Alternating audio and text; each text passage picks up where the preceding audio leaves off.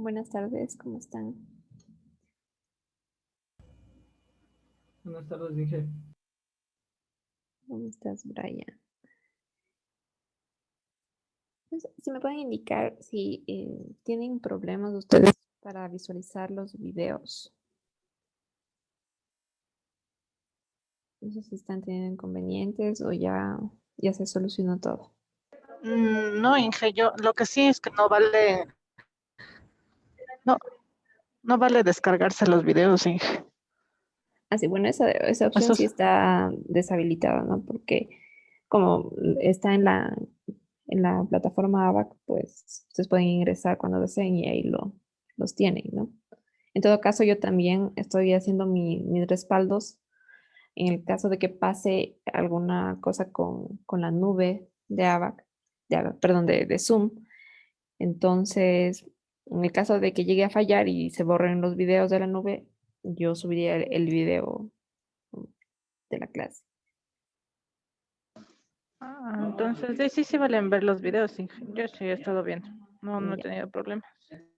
ya listo, gracias, Belén. Bueno, me comentan si llegaran a tener algún problema, porque yo acabo de deshabilitar la opción de que se registren, porque parece que le estaba dando problemas esa opción de registro para ver el video. Pero bueno,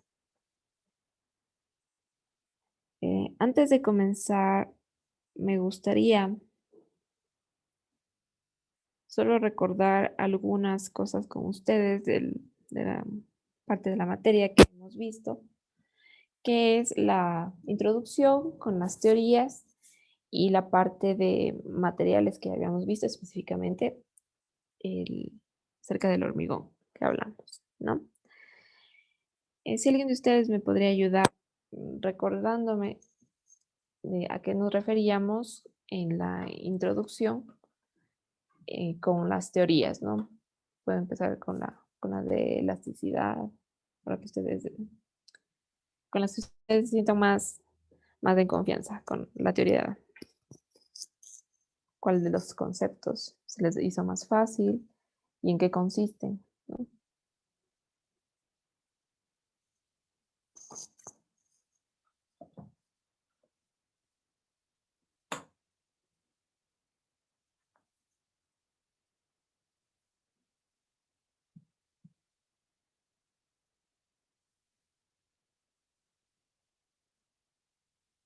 Jonathan,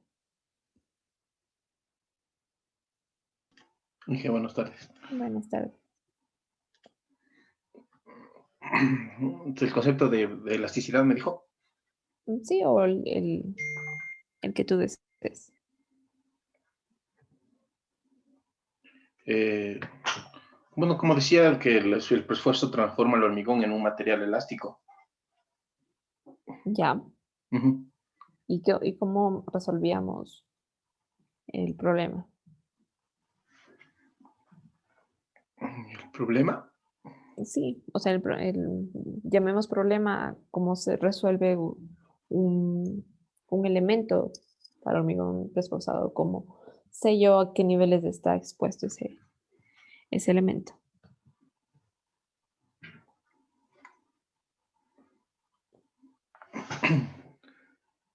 no le entiendo la pregunta, Inge. ¿En qué consiste entonces? ¿En qué consiste, dime la teoría? De elasticidad me estás diciendo tú, ¿no? Ajá. Ya, ¿en qué consiste? Sería no sé, en el tendón concéntrico, en la viga reforzada. Mm, Puede, puede haber varios casos, puede ser el tendón concéntrico o también tiene una excentricidad. ¿No? Eso es independiente de la teoría, ¿no?, que estemos utilizando.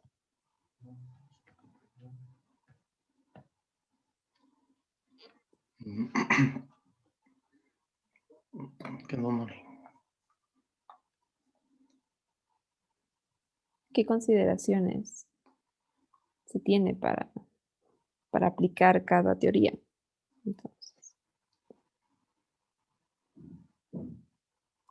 hicimos, al final, cuando ya vimos las tres teorías, hicimos un resumen de qué se trataba cada teoría, ¿no? Un resumen simple.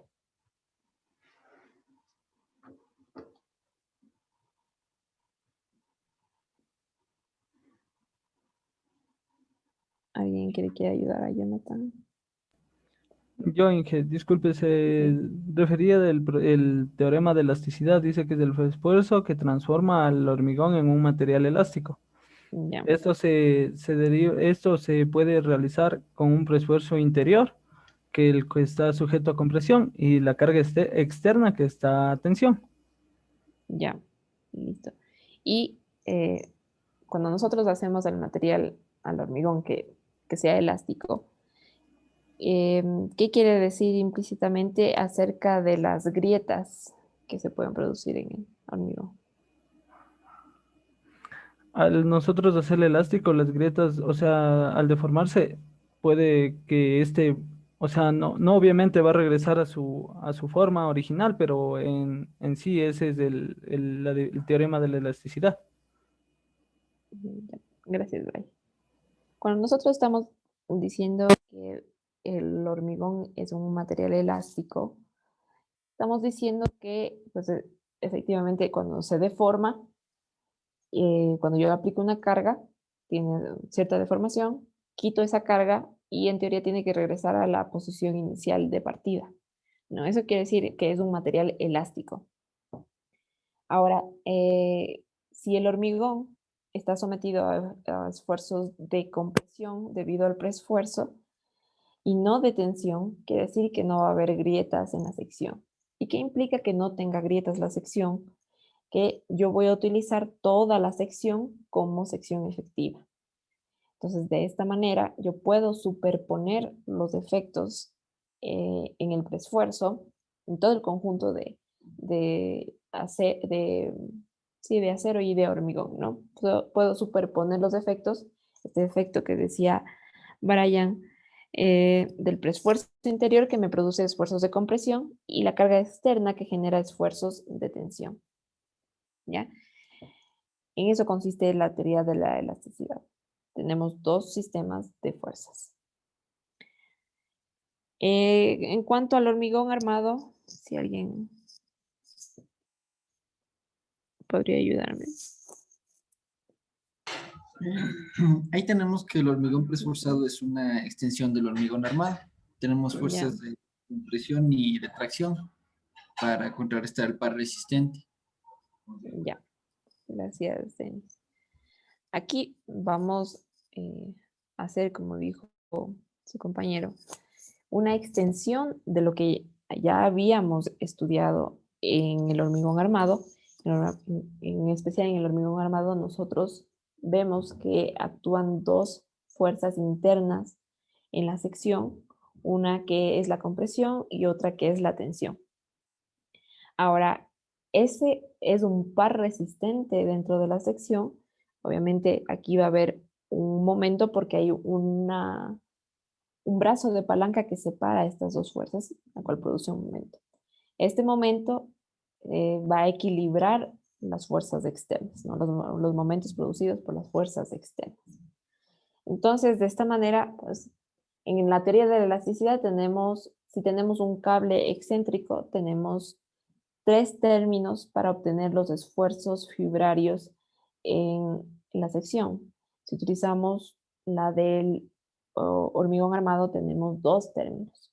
¿Por qué? Porque este momento está equilibrando las fuerzas internas y las externas. Entonces el momento ya no está separado en la excentricidad, el momento por excentricidad del cable y el momento por las cargas externas, sino que están más bien agrupados en un solo término esos momentos.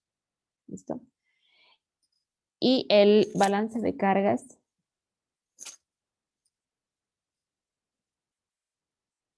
o del cable, teoría del cable. Ahí el cable se convierte en cargas internas que equilibran las cargas externas.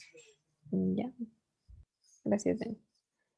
Entonces, por ejemplo, aquí con esta teoría, si yo tengo un tendón parabólico, yo puedo reemplazar al cable decir, ya en el sistema no está el cable, sino que en su lugar yo pongo fuerzas que están equilibrando a las cargas externas, ¿no? En este caso veíamos en los ejemplos que hacíamos la resta de la carga externa menos la carga interna producida por el cable. Entonces, de este momento, de esta manera, perdón, tenemos también dos términos cuando trabajamos con esta teoría del cable o del balance de cargas. ¿Listo? Ahora, pasemos a la parte de materiales. Y decíamos que era necesario que para los elementos de hormigón preesforzado que se utilizara hormigón de alta resistencia y no un hormigón normal, por ejemplo, 210, 180 kilogramos por centímetro cuadrado. Es posible utilizarlo, pero tiene sus implicaciones, ¿ya? ¿Por qué debíamos y es aconsejable utilizar hormigón de alta resistencia?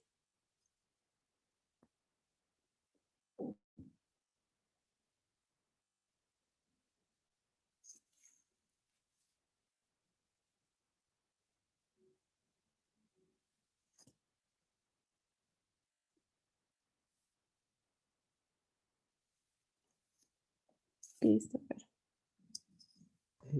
Buenas tardes, ingeniera. buenas tardes. Eh, una, una justificación me acuerdo que era que alcanza mejores niveles de deformación, Ya, que ayuda a disminuir la pérdida del preesfuerzo. Creo, ya, listo. una. Pues sí, ya. ¿Deseas agregar algo más? Eh, y que era un material más universal, el de resistencia. Pues bueno, el hormigón es un material universal, ¿no? Sea de normal, de baja, de normal, de alta resistencia. Eso. De ahí, Ya. de ahí. Pues bueno, el hormigón de alta resistencia efectivamente soporta mayores deformaciones. Y en especial decíamos que en la zona de los anclajes, en los extremos de nuestros elementos, nosotros tenemos que estas partes de los elementos están sometidos a grandes esfuerzos de tracción, ¿no? Y de punzonamiento también en esa zona. Por el efecto que hace el anclaje, que está el cable ahí, que se ha tensado, y el cable tensado se apoya sobre el elemento. Pensemos en una viga. Entonces se apoya sobre la viga, sobre los extremos de la viga, y de esa manera transmite los esfuerzos, transmite la carga. Ahora, si nosotros utilizamos hormigón normal, por ejemplo de 210, pues este hormigón en esa zona que hay alto punzonamiento, hay alta tensión, van a generar fisuras porque, recordando una vez más, el hormigón no es bueno trabajando a tensión. Cuando tenemos un hormigón de alta resistencia, obviamente va a subir ese valor de la capacidad que tiene el material de resistir las tensiones, ¿no? Sigue siendo baja, pero aumenta con respecto a un hormigón de resistencia normal. Entonces, utilizo el hormigón de alta resistencia para que soporte estos esfuerzos, ¿ya? Adicionalmente, también tenemos que va a soportar mejor las cargas gravitacionales que van a venir a producto del servicio que está dando ese elemento.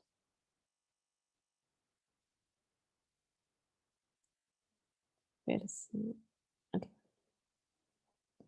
Entonces, decíamos también que en hormigones de alta resistencia, pues la relación agua-cemento va a tener que bajar. Y esto es un poco obvio porque el agua tiene que bajar para obtener una resistencia mayor, ¿no?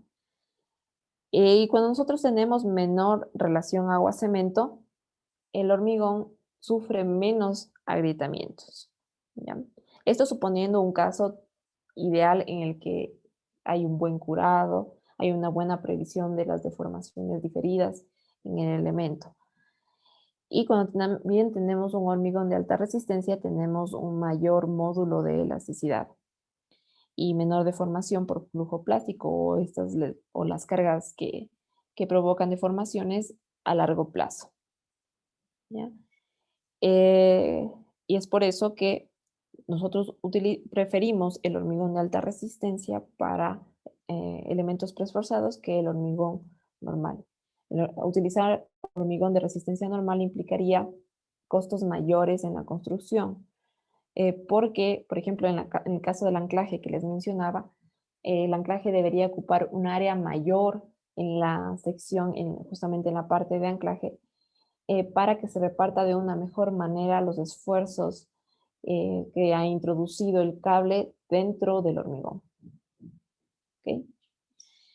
Hablábamos de deformaciones que están de forma inherente en el hormigón, que eran las deformaciones elásticas, las laterales plásticas y deformaciones por contracción.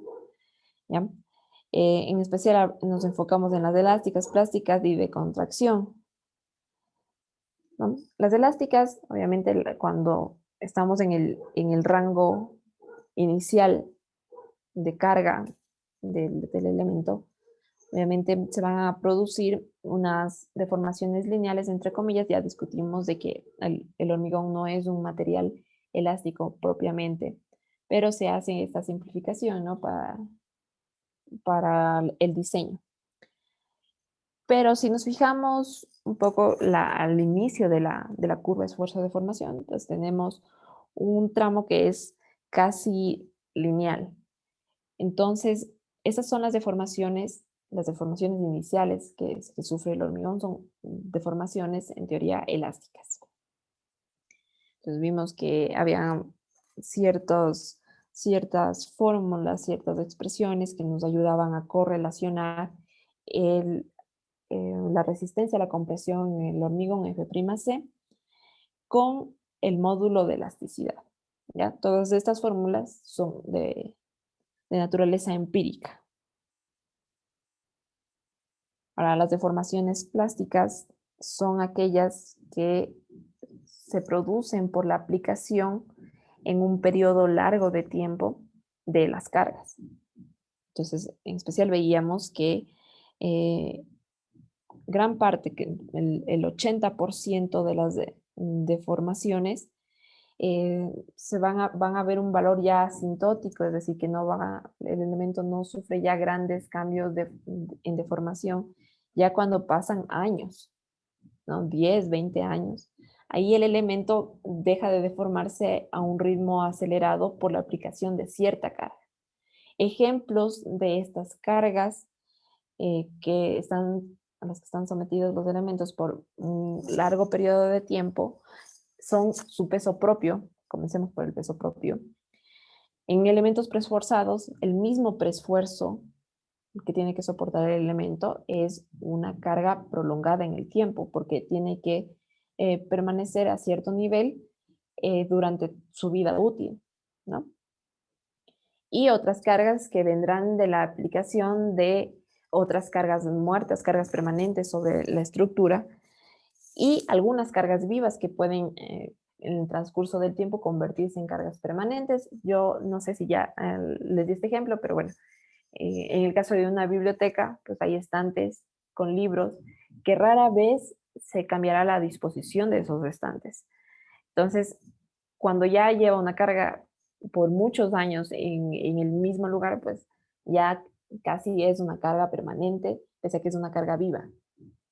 Entonces, todos estos tipos de carga provocan que el elemento se vaya deformando a una cierta velocidad durante años, a diferencia de las deformaciones instantáneas, que son las deformaciones que se producen al aplicar en ese momento la carga. Todo esto eran las deformaciones plásticas, y vimos las deformaciones por contracción, que estas ya pertenecen a una reacción química que va generando calor en el hormigón, pierde el agua el hormigón, se producen cambios volumétricos, y pues hay que estar bastante atentos para disminuir estos efectos. ¿Cómo lo puedo hacer? Dando un curado adecuado al hormigón recién colado o hormigonado. Hay ciertas técnicas, yo les hablé, por ejemplo, de que se emplea geotextiles, humedecidos constantemente, eh, también cada hora, cada 2 horas, dependiendo de la edad del hormigón, pues se irá pasando agua sobre los elementos para reducir estas, primero como aparecen también como fisuras, después pues ya se ven las deformaciones grandes si no hay un adecuado proceso. Y también esto va a depender del ambiente en el que estemos trabajando. En un ambiente húmedo pues no se generará tanta deformación por contracción. En cambio, en un ambiente seco hay que tener muchísimo más cuidado con esto. Incluso hay técnicas de curado con vapor, ¿no? Todos estos son cuidados que hay que dar, no solamente a los elementos de preesforzado, sino más bien en general a todas nuestras estructuras, cuyo material sea el hormigón, ¿ya?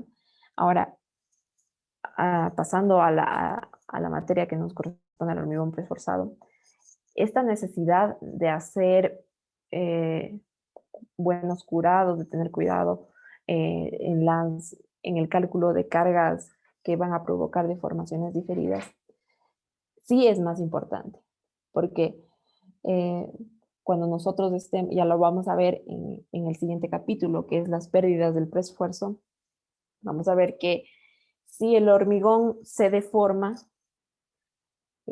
por ejemplo, por contracción, es decir, que va a perder sus medidas, sus dimensiones iniciales, vamos a ver que el cable pues queda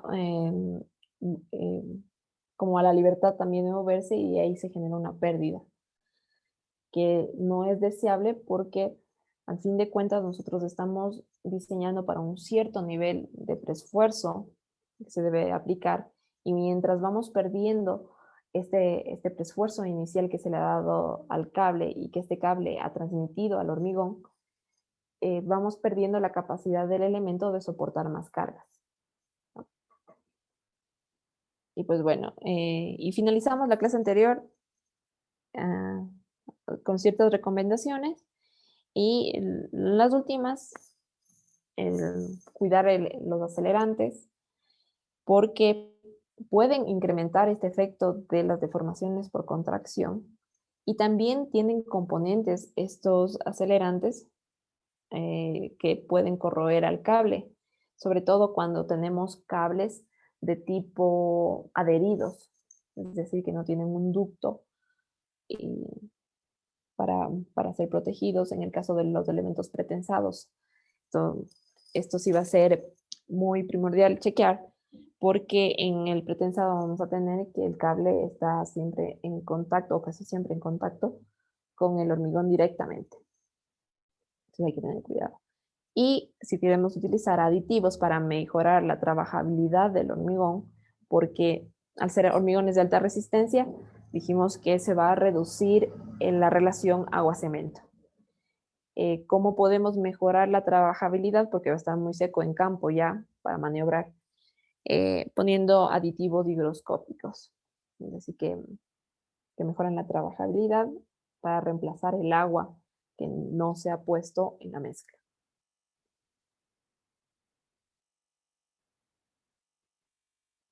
Ahora hablemos un poco del acero.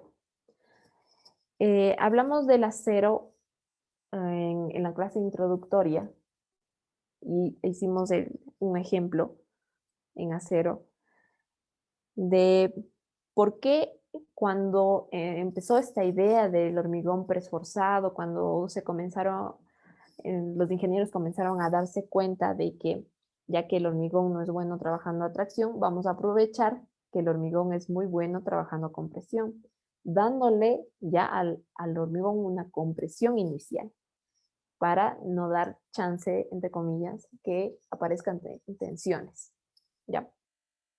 Pero comenzaron a hacerlo con el acero que disponían, que era el acero que utilizaban para el hormigón armado. Y cuando cuando hicieron las primeras pruebas, se dieron cuenta que no resultaba, porque se iba perdiendo casi de inmediato, por las deformaciones que sufría el hormigón, se iban perdiendo de inmediato los esfuerzos del acero, porque no podían aplicar grandes tensiones al acero, ¿no? Recordemos que tiene un esfuerzo de fluencia el acero, en el que ya pues obviamente pasado cierto límite aplicamos una deformación y no vuelve a su posición original. Y además también tiene un esfuerzo de rotura que van a un poco a imposibilitar que nosotros utilizando materiales de resistencia normal podamos hacer un buen nivel de preesforzado. Entonces, un poco por ahí va la justificación de por qué estamos usando acero de alta resistencia. Ahora, también alcanza mejores niveles de deformación que van a ayudar a disminuir las pérdidas del preesfuerzo, ¿no? Lo que les estaba hablando.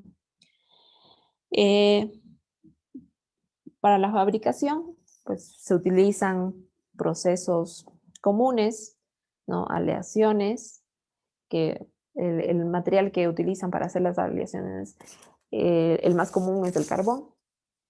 Lo hacen mediante enfriamiento controlado del acero, que lo pasan por rodillos. También pueden hacer mediante el proceso de templado.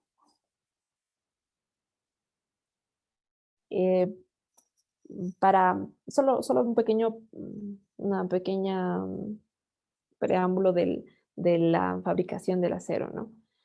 Empiezan con barras de acero con carbono, que se van pasando a través de dados o rodillos y de estas barras se van creando filamentos. Y después las barras se van extruyendo, ¿no? Van cambiando de forma de acuerdo a las necesidades, se van cambiando de dimensiones. Y los elementos van a comenzar a adquirir más resistencia mecánica cuando pasan por ese proceso. Entonces, aquí es importante que el acero tenga gran capacidad de deformación para que no se pierda el preesfuerzo. Después de eso pasa por varios tratamientos químicos y térmicos para que se genere toda esta aleación. ¿Ya? Pues bueno, es un proceso ya que, no sé, tal vez ustedes ya lo vieron en ensayo de materiales, de cómo está conformado el acero que nosotros utilizamos para la construcción, sobre todo el proceso que desde principio a fin para la creación y la fabricación de estos elementos. Pero bueno, nosotros no vamos a entrar mucho en materia. Simplemente era era un comercial informativo. Ya. Entonces, para el preesfuerzo vamos a ver algunas presentaciones del acero. Las que más se utilizan en el medio es en forma de alambres, cables o también llamados torones, y también varillas o barras de acero de alta resistencia, ¿no? Entonces aquí tenemos un gráfico de más o menos para ilustrar cuál sería, por ejemplo, alambre y cuál sería cable o torón, ¿no? Alambre es lo que nosotros vemos aquí, es el wire en inglés, que sería como una hebrita, ¿no? Digámoslo así. Pero el alambre puede tener algunos diámetros, ¿no? Estos alambres, a su vez, se pueden unir para formar cables o torones de 7 alambres. Entonces, en el centro vamos a tener un elemento que sea de un diámetro mayor, que en este caso, por ejemplo, sería el del centro, y se van envolviendo los 7 cables alrededor de este alambre central, ¿no? de diámetro mayor. Y así formamos el cable o torón. Y ya tendremos también elementos mucho más grandes cuando estos cables se vayan enrollando alrededor de un núcleo que también debe ser de diámetro mayor que en relación a los otros cables para formar un torón más grande, ¿no? Más resistente. Esto ya, pues bueno, se utilizará, ya tiene también otras aplicaciones, como por ejemplo los cables que ya vemos en los puentes atirantados, ¿no? O los puentes colgantes también. Ahora, ya vimos que los alambres se van agrupando en cables. Los cables o torones se fabrican en planta torciendo los alambres todos juntos en espiral, disminuyendo el número de unidades a manejar en las operaciones de tensado. Y esto es bastante conveniente porque además que ya un conjunto de alambres, es decir, que ya forman un cable o un torón, además de que es muy práctico ya en la construcción, porque como aquí dice, se van agrupando estos alambres, vamos teniendo mejores resistencias, ¿no?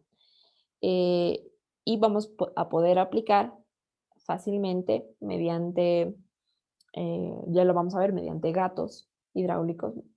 Vamos aplicando el tensado y vamos teniendo mejores resultados y más eficientes, más rápidos, ¿no? Para el pretensado se usan comúnmente torones de 7 alambres, para el postensado también.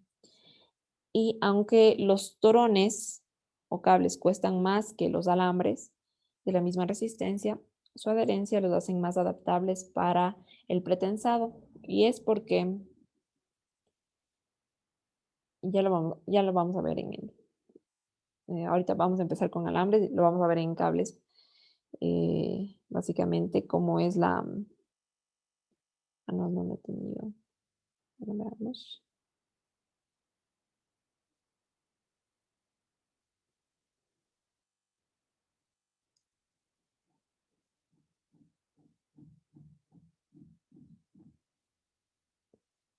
Bueno, aquí más o menos tenemos una vista en corte de los cables, ¿no? Ahí tenemos los 7 alambres que están alrededor de un núcleo central, de un alambre central que es de diámetro mayor, ¿ya? Entonces, en estos lugares que nosotros vemos, no les puedo señalar, no tengo aquí la posibilidad de rayar, pero entre alambres ustedes ven que se crea un pequeño espacio que me va a servir como un mecanismo de adherencia entre el cable y el hormigón. En el caso del pretensado, cuando no tenemos ductos, cuando no tenemos un material que cubra al cable, pues esta adherencia es de forma directa. Entonces, estos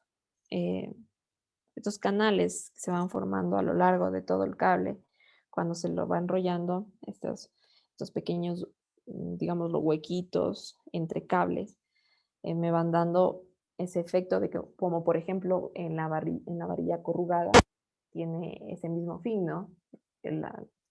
Cuando está corrugada, esos pequeños relieves hacen que la adherencia entre la varilla y el hormigón mejore.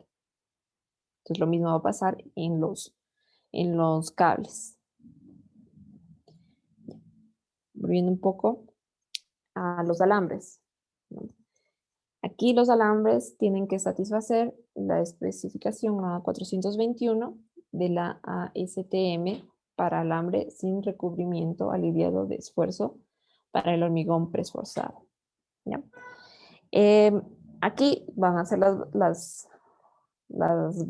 se fabrican desde barras, como ya les expliqué, que van pasando a través de dados o rodillos, con el proceso de hogar abierto u hogar eléctrico, que bueno, ya les expliqué más o menos que pasan por varios tratamientos químicos y también térmicos para que se genere la aleación.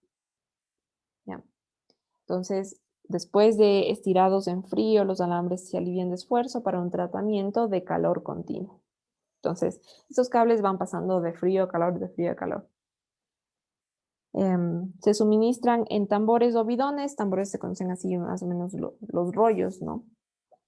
Y se cortan a la longitud que se requiera en campo o en la fábrica. En el caso de preesfuerzo, pues se llevan estos grandes tambores o bidones, se llevan a la fábrica y depende de la longitud del elemento, pues tendrán su longitud también los cables, ¿no? Obviamente hay que dejar espacios tanto a inicio como al final para, primero, que tengan una conexión con los cabezales que van a ir haciendo la parte de apoyo para los gatos, y también para que den el espacio suficiente para cortar los cables al final.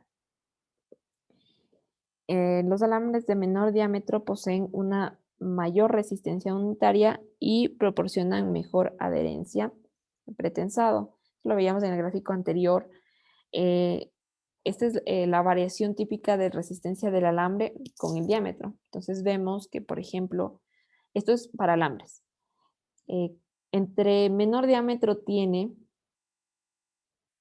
mayor es la resistencia del cable. Vamos disminuyendo el diámetro del cable y va disminuyendo, perdón, vamos aumentando el diámetro del cable y va disminuyendo la resistencia. Y esto es por el proceso por el cual ha pasado el alambre de enfriamiento y también de calor, en el que un cable de menor diámetro, cuando es calentado y enfriado, pues adquiere mejor resistencia que un cable de mayor diámetro.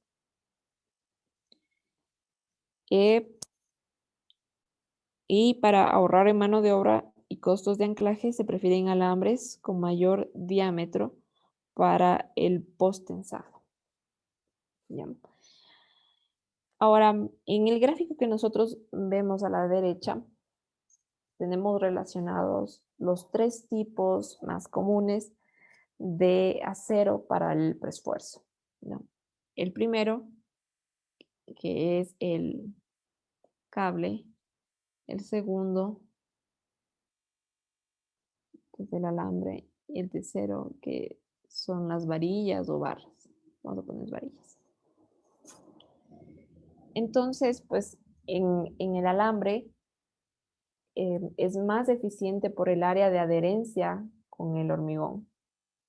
Es más eficiente con respecto a los otros dos. Pero si nosotros comparamos la cantidad de anclaje que se necesitaría si utilizáramos únicamente alambres en todos los elementos de preesforzado, tendríamos que sería una solución demasiado costosa. Esto será aplicable para ciertos casos en los que no tengamos muchos alambres de preesfuerzo, porque recordemos que, por ejemplo, si estamos haciendo post-tensado, hay que anclarlos a los extremos. Y ya dijimos que una de las determinantes del costo de un preesfuerzo es el anclaje, ¿no? Es uno de los elementos que más cuestan cuando fabricamos elementos postensados o pretensados, pero cuando utilizamos anclaje más bien estamos hablando de postensado. ¿Ya? Entonces, pues vemos que entre los 3 elementos el alambre brindaría una resistencia media, ¿no? La que tenemos nosotros aquí.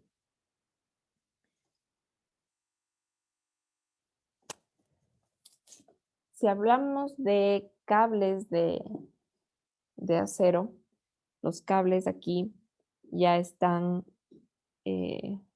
unidos, están en espiral y tienen que cumplir la especificación A416 de la ASTM para cables sin recubrimiento de 7 alambres aliviado de esfuerzo para hormigón preesforzado, ¿no? Esa es la normativa que hay que cumplir para aceptar que el proceso de fabricación de un cable fue el adecuado, ¿no? Para considerarlo como acero estructural.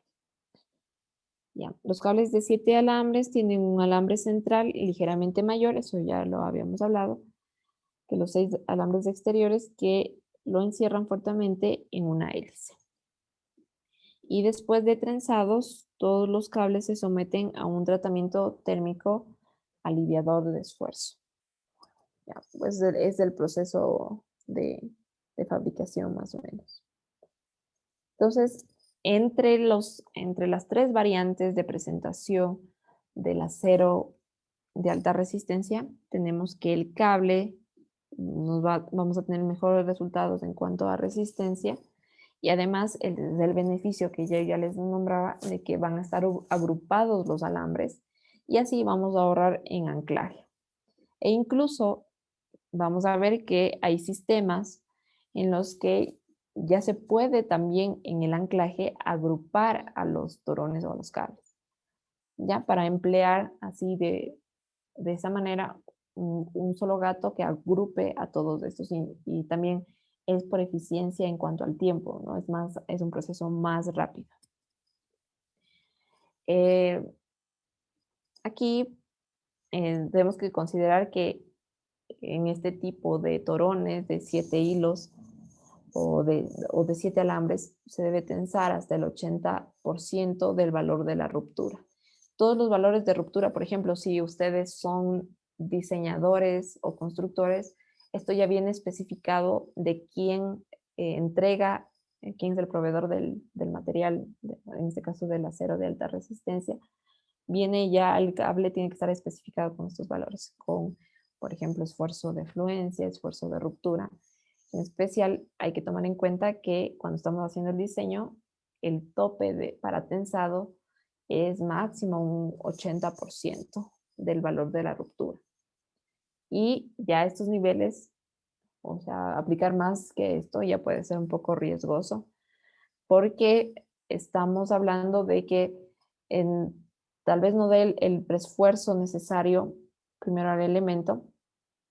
Estoy subdimensionando el elemento porque le estoy dando una tensión que sobrepasa a un cierto límite y que ya estamos trabajando tal vez en la zona de fluencia. Cuando estamos trabajando en la zona de fluencia, sabemos que ya no alcanza más resistencia el material, se sigue deformando, tiene cierto grado de ductilidad, pero no alcanza más resistencia.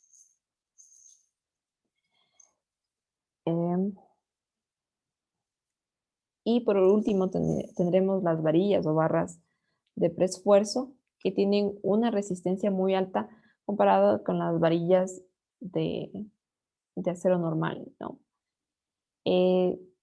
Aquí deberían satisfacer las especificaciones A322 y A29 de la ASTM.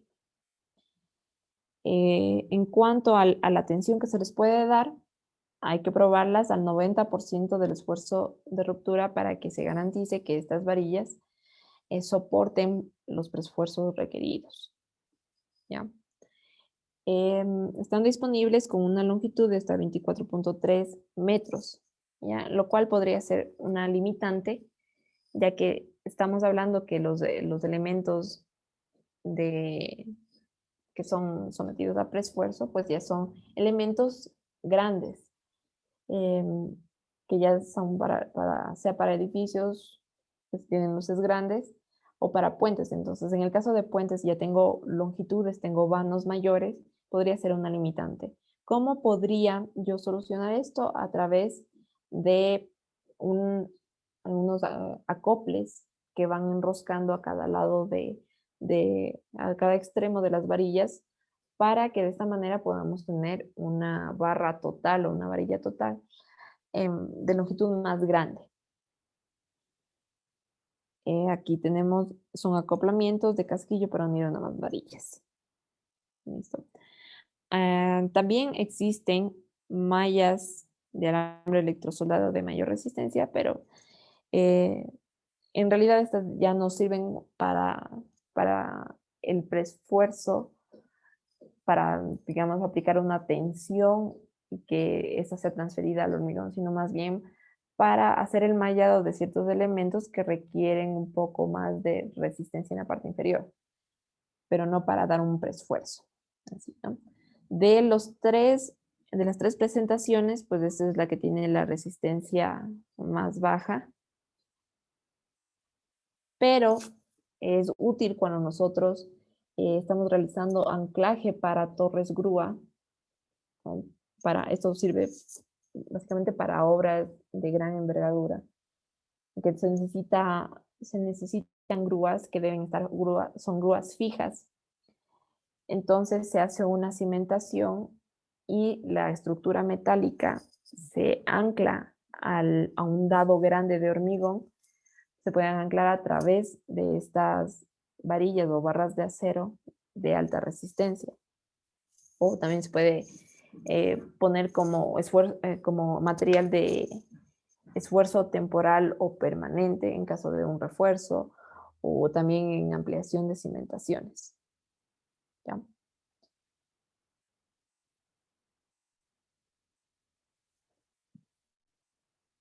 A ver, ¿desde qué longitud es recomendable usar estas vigas?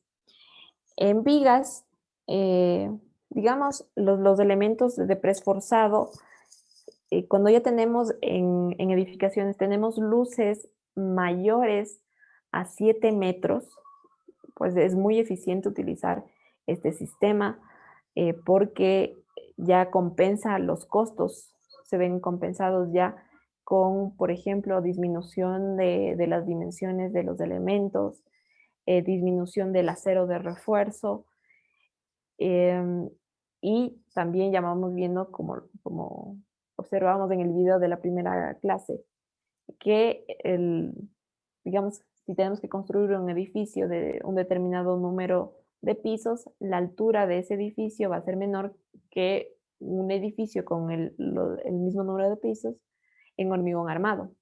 Y ahora si la condición de borde es la altura del edificio, pues yo tendré más números de pisos en hormigón preesforzado que en hormigón armado.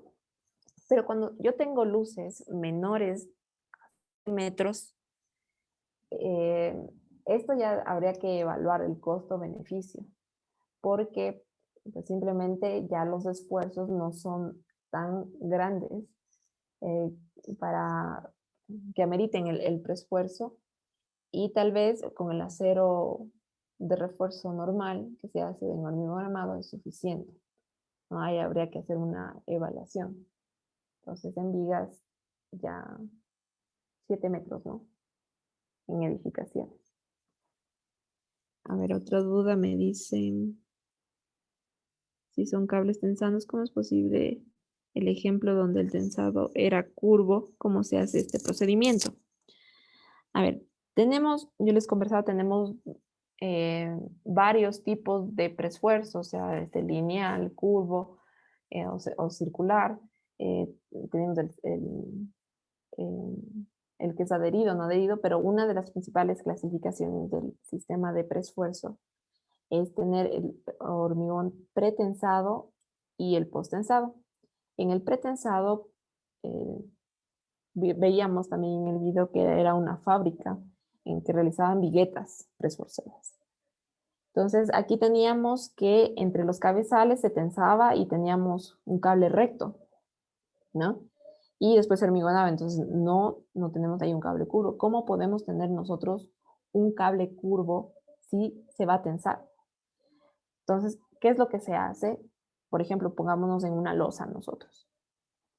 Se hace el armado porque pese a que el refuerzo nos ayuda, siempre va un refuerzo inferior que nos va a ayudar a soportar ciertas cargas de tensión de llegar a producirse, o de acuerdo al diseño que puede admitir cierta tensión en la parte inferior de los elementos.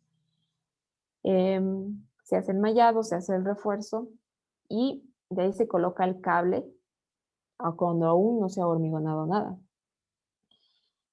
¿Cómo doy la forma al cable?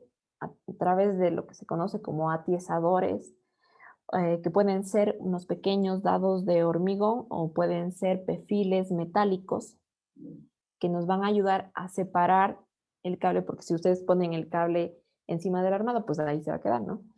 Yo tengo que darle la forma al final, lo separo la distancia que yo necesite. Por ejemplo, si hago un corte aquí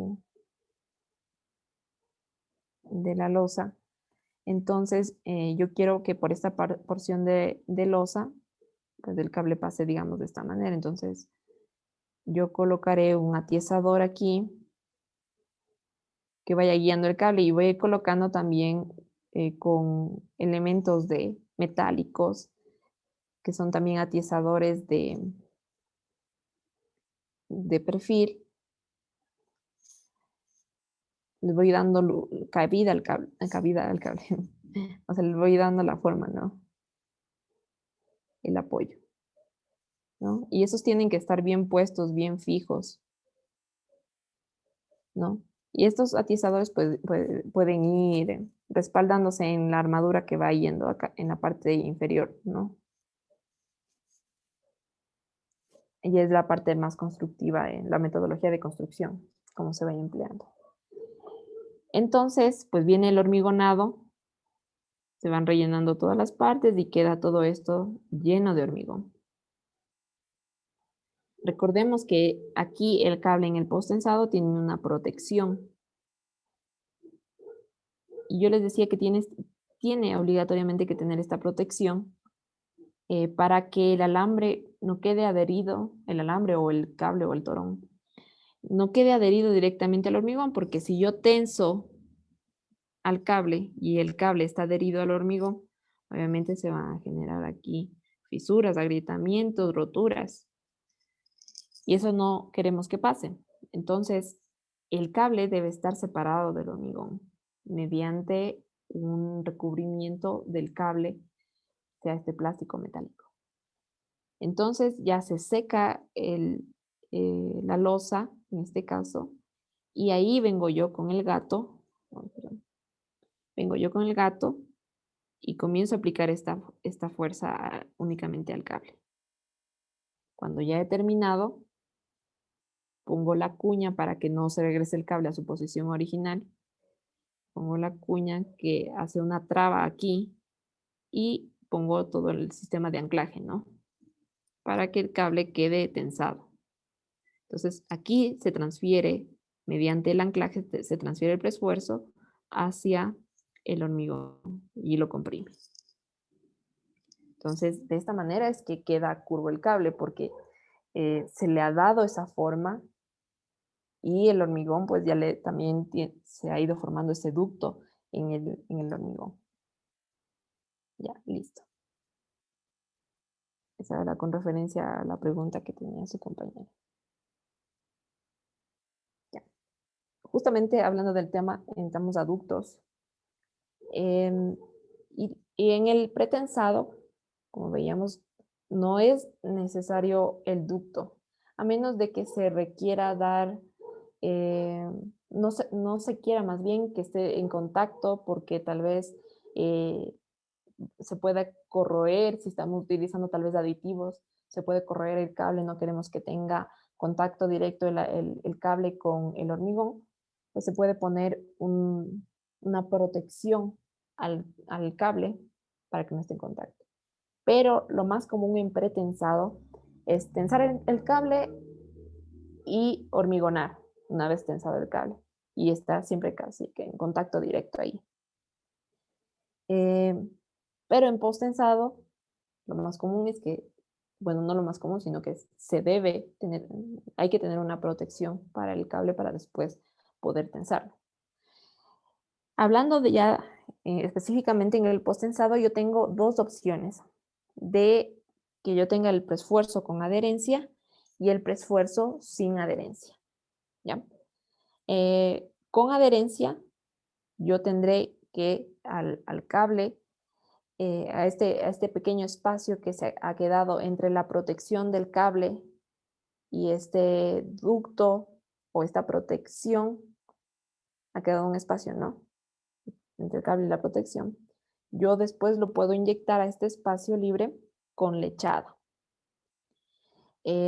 Los conductos pueden hacerse de aluminio, acero, estaño, generar otros materiales de tipo metálico.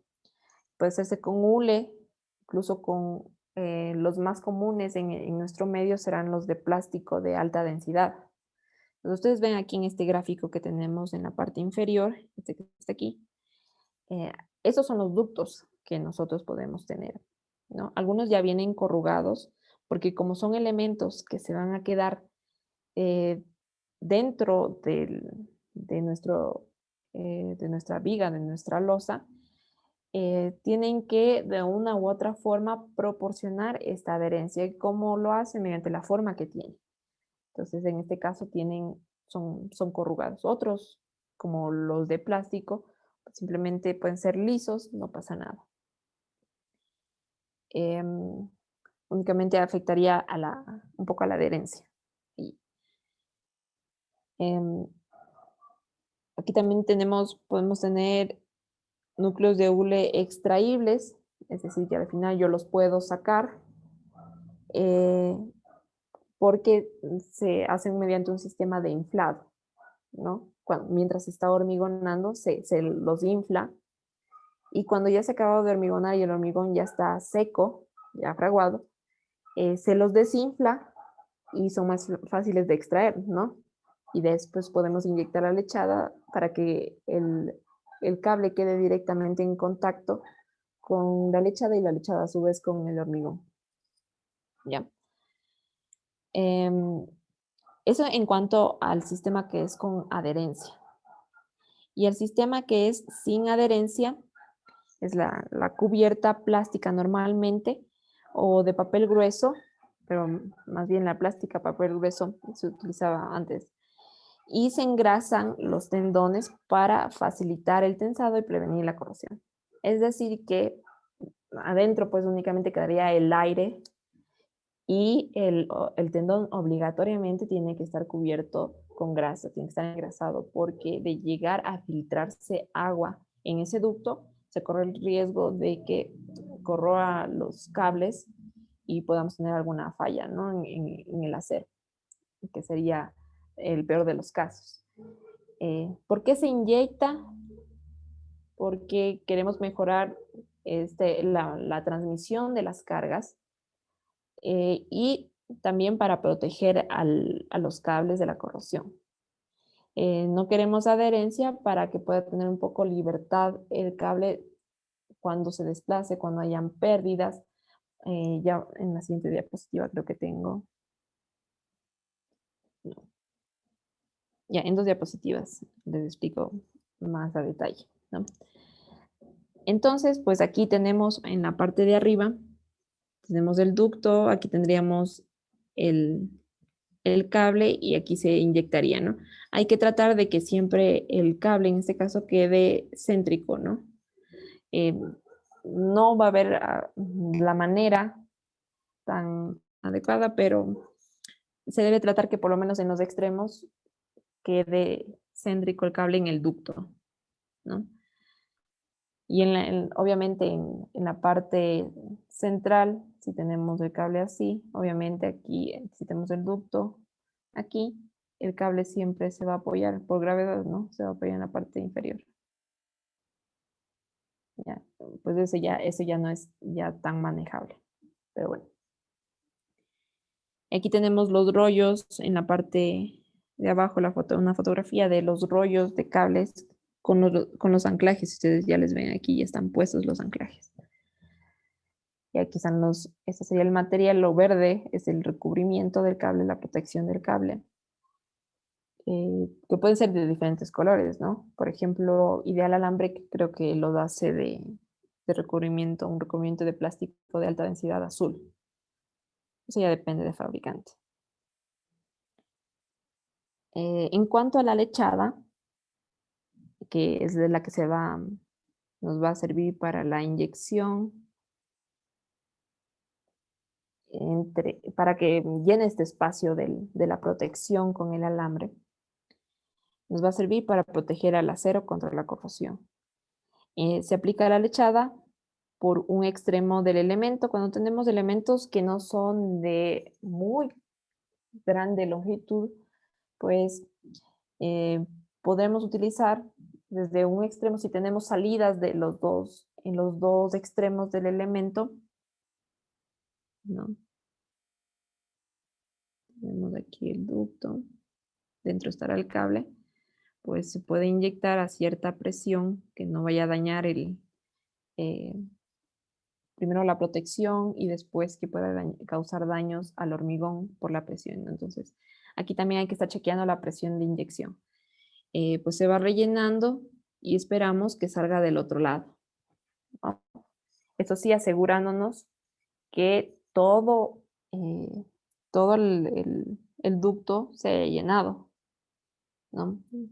Por eso aquí tendremos que esperar algunos minutos para asegurarnos de que todas aquellas burbujas de aire pues hayan salido. También se suele, antes de inyectar la lechada, se suele hacer un lavado con agua, ¿no? Previo a la inyección. Cuando tenemos elementos de grandes dimensiones, lo que se suele hacer es también, se deja una manguerita por aquí en el centro y se inyecta de un lado, se inyecta del otro y esperamos que salga por aquí. ¿Ya? Puede usarse cemento ordinario o cemento de alta resistencia cortado para la lechada. Esto ya dependerá del diseño. En conductos pequeños se prefiere la inyección de lechada a presión, pero hay que tener cuidado con altas presiones, lo que les decía. Y es una buena práctica lavar los cables antes de aplicar la lechada. También es lo que les decía, se aplica agua antes de la lechada. Ya. Ahora, ¿qué diferencia tengo? Porque yo podría optar por un adherido y por otro que no es adherido. ¿Cuáles son las diferencias?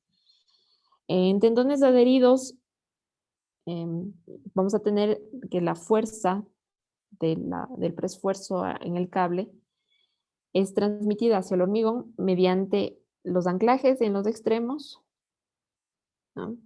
Aquí y aquí, y también a través del contacto con el hormigón.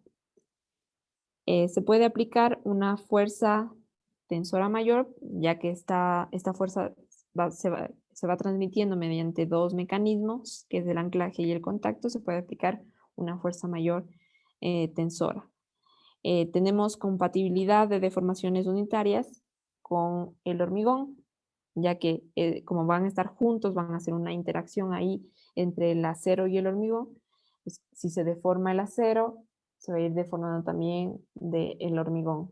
Si es al revés, pues van a sufrir ahí deformaciones compatibles. Esto hace que se minimice la necesidad de acero de refuerzo. Pero va a requerir un equipo de tensado que sea más complejo porque puedo yo introducir fuerzas un poco mayores y también necesito un equipo para la inyección, ¿no? En tendones sin adherencia obviamente es más económico, ya no necesito el equipo de inyección, ya no necesito el mortero y puedo hacer perfiles de tendón, o sea, formas más flexibles del trazado del cable, ¿no? La fuerza en este caso se transmite únicamente a través de los anclajes.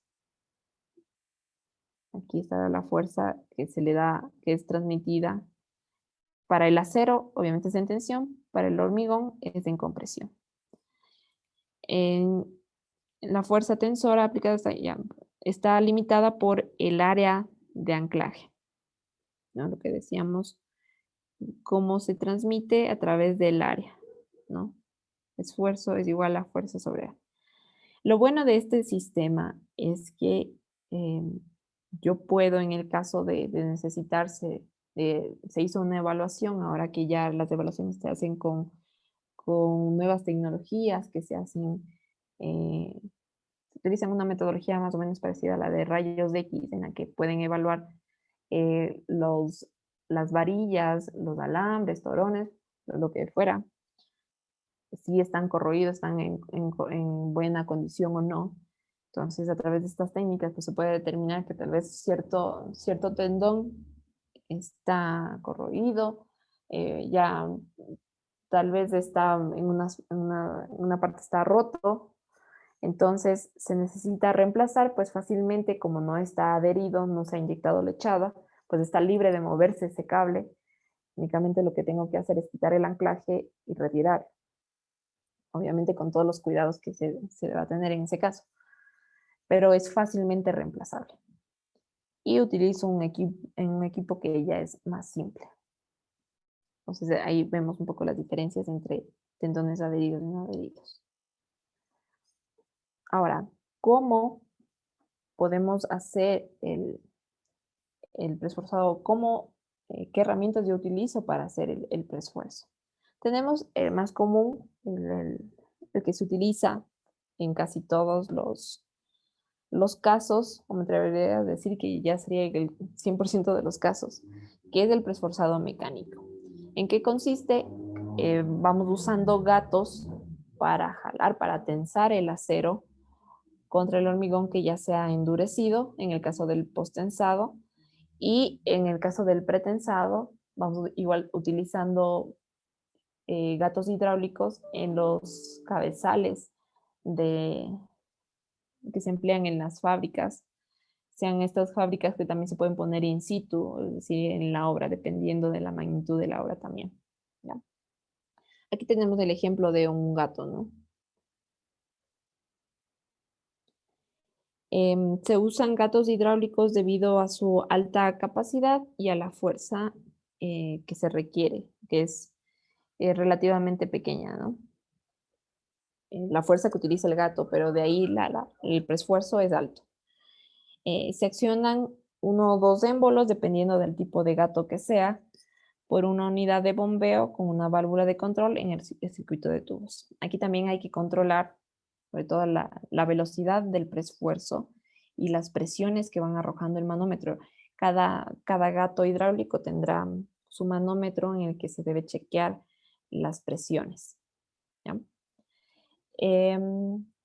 Aquí dice, la capacidad de los gatos puede variar ampliamente, ¿no? En el mercado podemos encontrar muchos tipos de gatos hidráulicos que nos van a ayudar para el preesfuerzo. Puede variar desde 3 toneladas hasta 100 toneladas, incluso más. En el caso de que se requiera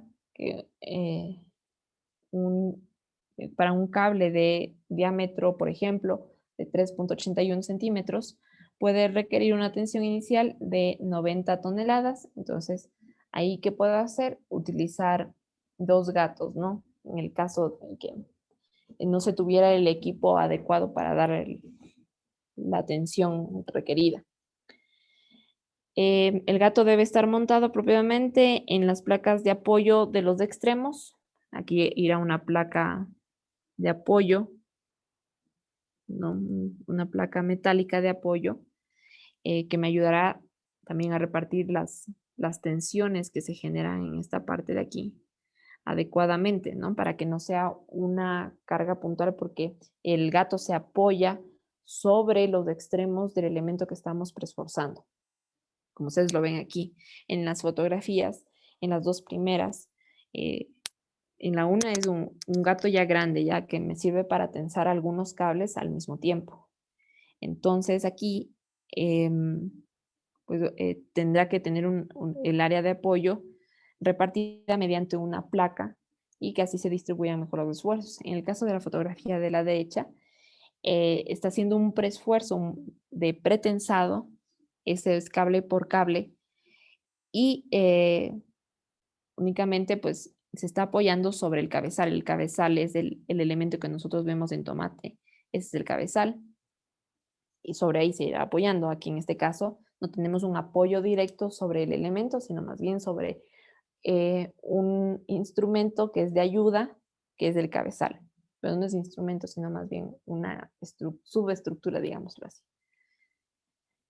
Ya, los manómetros de los gatos están calibrados, ya sea para leer la presión del pistón o la tensión aplicada al acero. Así, eso también.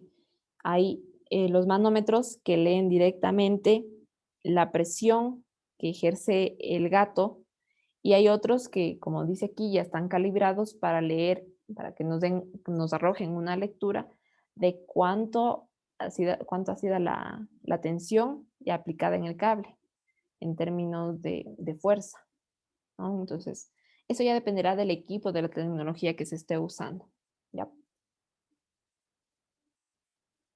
Y esos otros 2 tipos de preesfuerzo, que, pues bueno, yo particularmente no los he visto, pero sé que existe.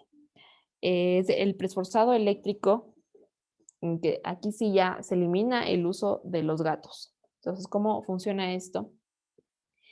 Hay que calentar el cable, sabemos que el acero es un gran conductor y lo vamos, digamos así, a cargarlo eléctricamente.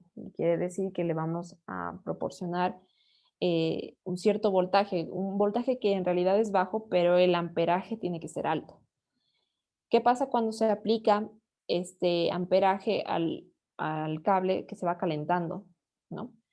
Y cuando se va calentando, si ustedes pues, saben o se lo imaginan, que cuando se calienta un metal, pues este es se convierte en un elemento fácilmente deformable y que se puede estirar. Entonces, una vez que se ha calentado el cable con esta electricidad, de los extremos se puede jalar la deformación que se ha calculado para el diseño. Y una vez que ya se ha logrado la deformación requerida, vamos a anclar igual en los extremos mediante unas tuercas, ¿ya? Y de ahí vamos a esperar que se enfríe, ¿no? Que el proceso de enfriamiento, donde ya el elemento ya pues no es tan deformable como cuando está caliente. Y cuando se enfría, obviamente, va a generar un preesfuerzo. Y de ahí, este preesfuerzo es transferido hacia el hormigón mediante esta tuerca, este anclaje que se hace igual a los extremos. ¿Por qué? Porque se va resolidificando el material. Porque también aquí en una de las técnicas en, en este preesforzado eléctrico es que se recubra al alambre, al cable, al torón, con un material que es termoplástico, ¿no? Ejemplo, el azufre. Entonces, cuando ya se va enfriando tanto el acero como el azufre, se solidifica y se van transmitiendo estos esfuerzos de esta deformación que le ha dado inicialmente al cable hacia el hormigón.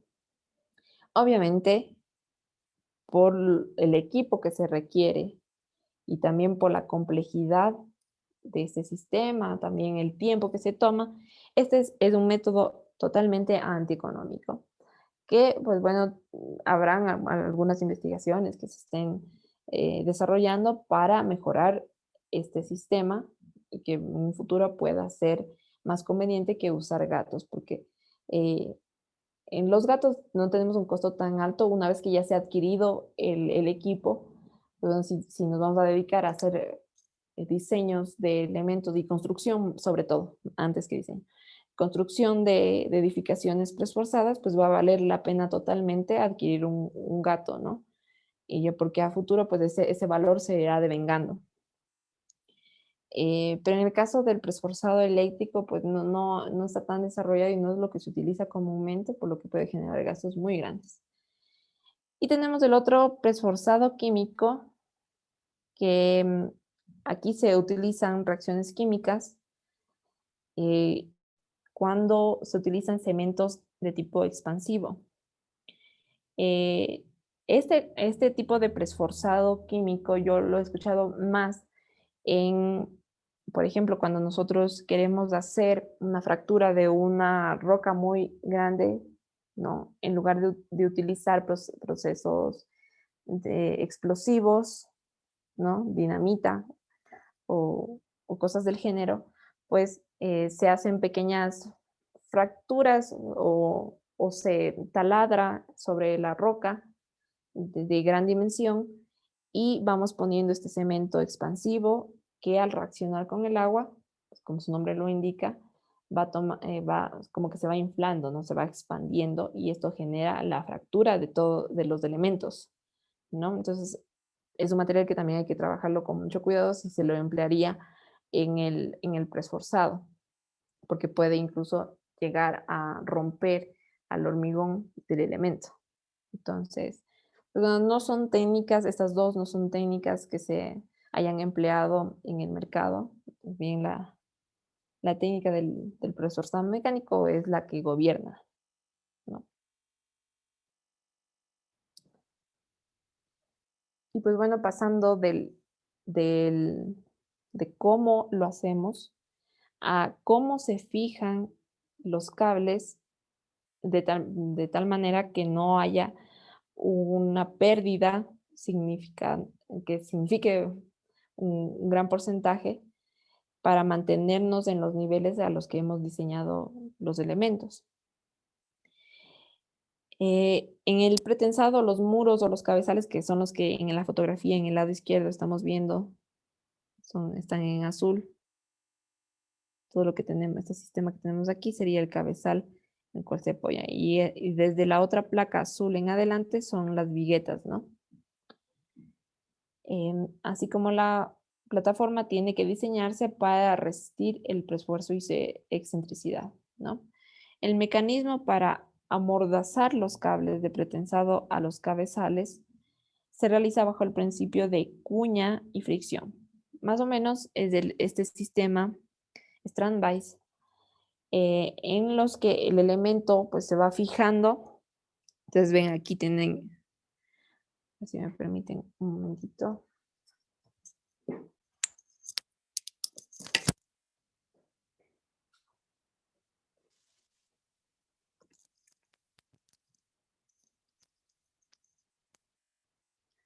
Listo.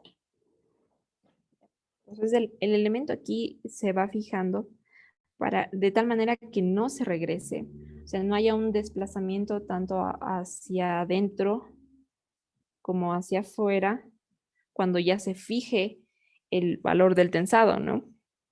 Entonces aquí podríamos tener varias opciones de anclaje, ¿no? Estas son en el lado derecho, ustedes ven algunas mordazas o anclajes típicos en los que, por ejemplo, utilizamos el de tipo cuña circular, en que ustedes ven aquí, esta cuña está separada en dos, ¿no?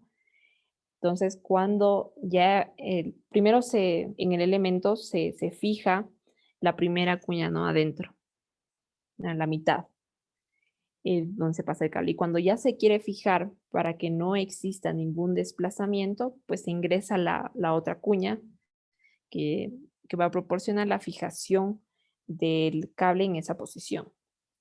Habrá la cuña que también es la plana, que esta va a funcionar como un sistema de como dentadura, ¿no? Y que también va a funcionar por fricción.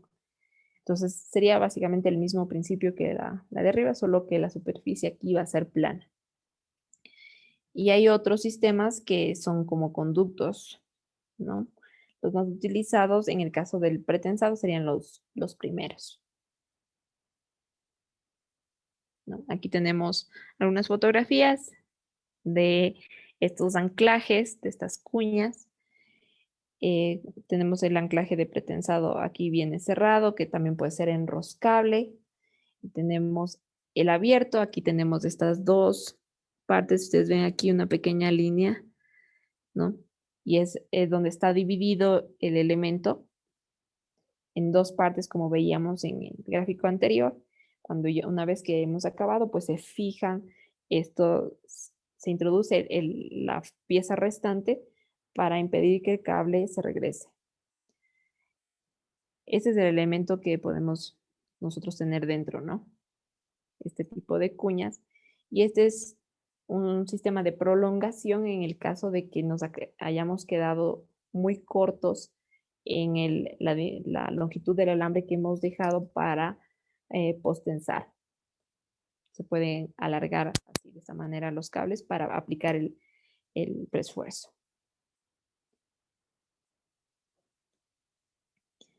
Ahora, en cuanto a alambres, pues al principio va a ser siempre el mismo, ¿no? El de cuña, que siempre el objetivo aquí sería que nosotros podamos impedir que el cable regrese a su posición original después de haber sido tensado. Es decir, que cuando yo, por ejemplo, tenso un cable, a ver, más o menos se le deja una longitud así. Yo lo he tensado. Y si yo lo dejo ahí simplemente, el cable, a ver, digamos que el cable se ha alargado esto, ¿no? Si yo dejo de aplicar la fuerza, retiro el gato hidráulico, lo que va a pasar es que el cable va a regresar. Simplemente eso, ¿no? Recordemos que el acero sí es un material elástico. Y va a regresar a su posición original, ¿no? A tener esta longitud. Entonces no habremos hecho nada. Entonces aquí estos elementos van en esta parte de aquí para impedir que, como les digo, el cable se regrese. Cuando hablamos de alambres, pues tenemos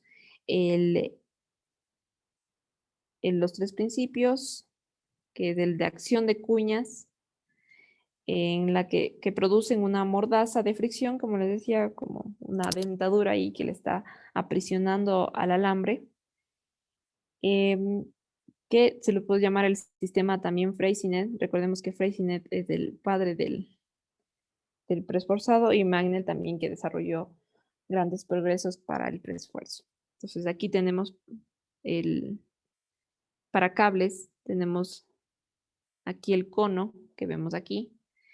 Y tenemos que tiene unas hendiduras aquí. Entonces en esas hendiduras se va pasando cada uno de los alambres, como lo vemos ya aquí, en la figura de acá. Hay el otro sistema de Magnell, que es más bien como unos dados que se van insertando para impedir que se regrese el cable, se van ajustando. Entonces yo tengo que meter esta pieza aquí hasta que quede segura, ¿no? Con la forma que tienen, ¿no? Ya ven que no son formas rectas, sino que tienen cierta inclinación, y de esta manera prevenimos la pérdida del preesfuerzo. Tenemos el soporte directo también contra el elemento. Por ejemplo, aquí estará mi viga de hormigón. Y el soporte directo me lo da esta placa y este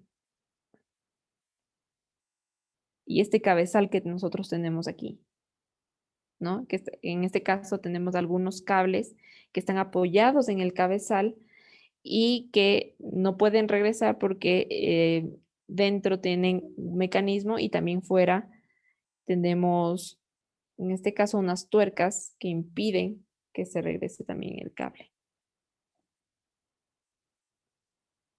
También tenemos otros sistemas para varillas en los que tenemos ya rosca, ¿no? Estos sistemas se suelen llamar Limacol, que corresponden, los sistemas aquí en el preesforzado, cuando ustedes vean un nombre, pues corresponderá a la persona a quien desarrolló este dispositivo o ese instrumento, ¿no? Entonces los extremos de las varillas van a tener rosca y van a estar anclados con tuercas a estos cabezales que tienen aquí. Tienen rosca también. Y la varilla de posttensado también tiene rosca. Entonces la va girando hasta que ajuste al alargamiento que nosotros hayamos deseado para esa varilla, ¿no? También podremos complementar con un cabezal final.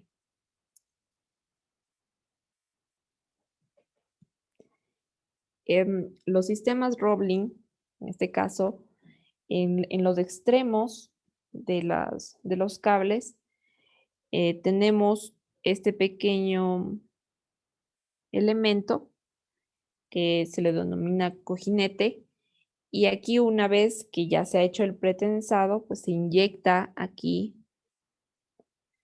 de, por ejemplo, algún elemento como zinc. También eso se puede hacer con mortero. Y de ahí pues se tapa esta pequeña pieza mediante una rosca aquí, para asegurar que el cable, igual de todos los tipos de anclaje aquí, tienen el objetivo de que el cable no se regrese. También vemos otros de este mismo tipo en el que se inyecta aquí adentro algún tipo de sustancia que impida que nosotros podamos tener una deformación contraria a la que queremos. Entonces, aquí tenemos en este caso, este es de un tipo de plástico, ¿no? Este elemento. Ya. Y también tenemos el anclaje, que es el monotorón en un sistema que no es adherido. Como dijimos, el torón consiste en un cable que está conformado por 7 hilos, ¿no? Cuando no está adherido, no tenemos inyección de lechada ni contacto con el hormigón. Ahora, cuando ustedes vean anclaje monotorón, quiere decir que es un solo cable está llegando al anclaje, ¿no? Como tenemos aquí en las fotografías, un solo cable llega al sistema de anclaje, aquí en este caso 2, pero puede entrar en la categoría de monotorón, ¿no? Cuando tenemos varios cables ya, entran a la otra categoría de multitorón. Sin embargo, cuando tenemos 2 cables, cada cable podría ser tensado individualmente, ¿no? A menos que tengamos un gato que funcione con que tenga 2 orificios por los cuales va a ser el pretensado o el posttensado. ¿Ya?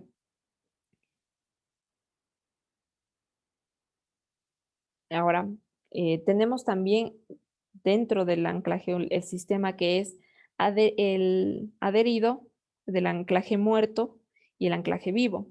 Anclaje vivo va a corresponder que se tensa desde este punto al cable y requiere un anclaje para asegurar que no haya pérdidas.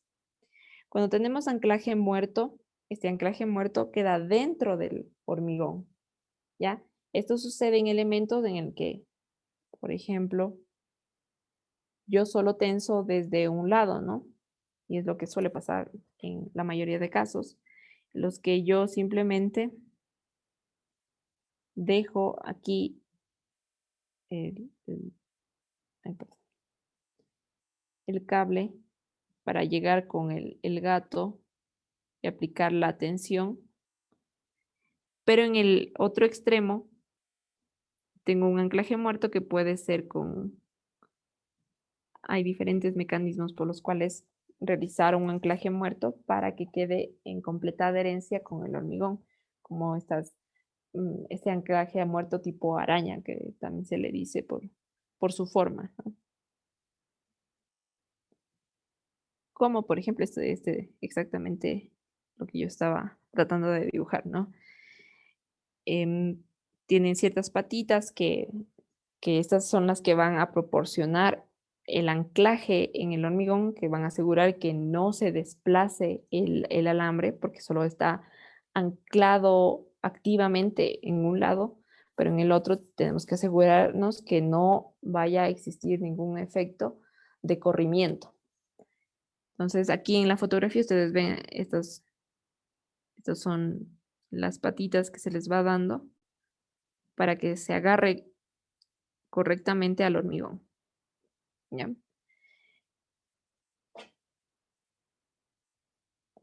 Y este es el anclaje multitorón, en el que ya tenemos varios cables que se han unido en un solo ducto, puede ser, y en un solo cabezal tenemos ya varios, y aquí ya tengo que usar otro tipo de equipo, otro tipo de gato, que me permita a mí coger todos estos cables y tensarlos al mismo tiempo, ¿ya? Esto se suele hacer cuando se requiere también más eficiencia en el sistema estructural y también más eficiencia en la construcción, no se agrupan los cables. En cuanto a sistemas de pretensado, esto ya lo habíamos visto, es el sistema de Euler o el Long Line System, en el que varios elementos se van tensionando al mismo tiempo. Estos me sirven el pretensado cuando aquí yo tengo los cabezales, voy tensando de un lado, ¿no? Aquí me sirve como anclaje pasivo y aquí es el activo donde yo aplico la tensión, donde yo pongo el gato. Y una vez que ya han fraguado las vigas, pues yo realizo el corte. Ese sistema ya lo habíamos visto. Tenemos otros sistemas dependiendo si estamos viendo una clasificación por métodos de esfuerzo, por los métodos de anclaje, que se han desarrollado en muchos países. Eso ya dependerá de cómo se requiere hacer el proceso, con qué proceso estamos más familiarizados, cuál proceso tal vez es el más eficiente en un determinado caso, cuál nos conviene en cuanto a costos. Pero a la final, todos los procesos deberían arrojarnos el resultado que nosotros deseamos. Y en el post-tensado tenemos muchos más sistemas post-tensado que también van a depender de los métodos de esfuerzo y de los métodos de anclaje, ¿no? Yo les he dado más o menos un preámbulo para que ustedes entiendan en qué consiste realizar un proceso constructivo de preesforzado y qué materiales o equipos voy a necesitar para realizarlo, ¿no? Los más generales. Listo. No sé si tienen alguna pregunta.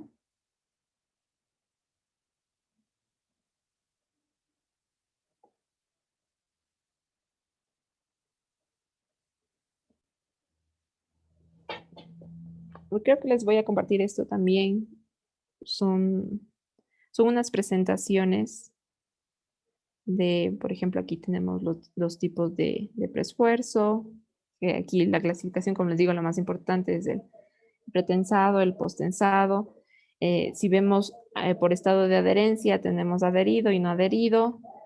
Tenemos el sistema de tensado mediante un solo cable, con un gato de cable en cable voy tensando, o el sistema multiturón que voy tensando varios cables al mismo tiempo, ¿no? Entonces, para que ustedes lo puedan visualizar mejor en fotos, entonces lo pueden ver aquí, ¿no? Tenemos los ductos, tendones adheridos, no adheridos. Y también, pues bueno, esto es básicamente lo mismo. Y este es un folleto de una empresa que es aliada de Freycinet. Freycinet es una empresa francesa, me parece, que tiene su nombre en honor a quien dio vida a esto del preesforzado. Es una empresa que es anexa a esa empresa francesa, ¿no? Entonces, para que ustedes lo vayan viendo, lo vayan leyendo y si tienen alguna pregunta, pues lo discutimos la siguiente clase, ¿sí?